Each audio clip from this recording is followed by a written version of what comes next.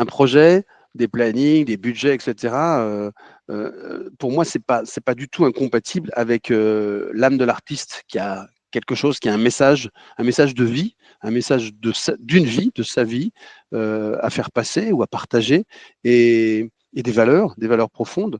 C'est pas du tout antinomique, mais j'aimerais bien vous entendre là-dessus. Est-ce que pour vous, vous avez bien en tête que professionnaliser sa démarche et puis et la planification et la prévision de tout ce que vous avez à faire, j'espère pour vous, c'est pas incompatible avec l'âme de l'artiste que nous devons tous garder et qui fait qu'on n'est pas, on n'est pas dans l'industrie, on n'est pas dans le business uniquement. Il y a une part de nous qui doit quand même se pluguer par rapport à ces contraintes. C'est l'objectif de la formation.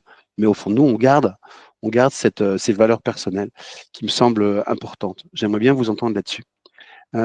Et puis, il y a après les réticences qu'on peut avoir par rapport à la construction de ces projets. Et donc, vous avez en début de formation des questions sur les freins et les accélérateurs potentiels de votre projet.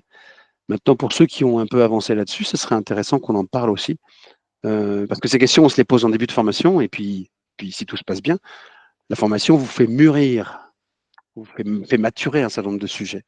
Et donc, à l'aune de cette maturation, c'est bien de retourner un peu là-dessus et de se dire, maintenant, mon projet, euh, c'est quoi? C'est un peu quoi? Comment il s'est transformé?